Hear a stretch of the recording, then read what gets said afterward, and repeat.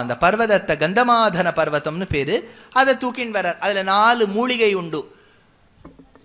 சஞ்சீவனி, மிருத சஞ்சீவனி, விஷல்யகரணி, சந்தானி அப்படின்னு 4 மூலிகை.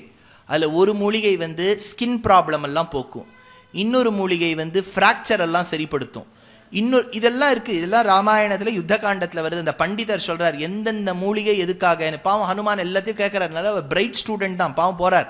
ஆனால் இது ஒரே டென்ஷனில் கேட்டிருக்காரு இல்லையா. அதனால் இந்த ஹிமாலய பர்வதத்துக்கிட்ட போனோன்னே எல்லா செடியும் ஒரே மாதிரி இருக்கு அவருக்கு.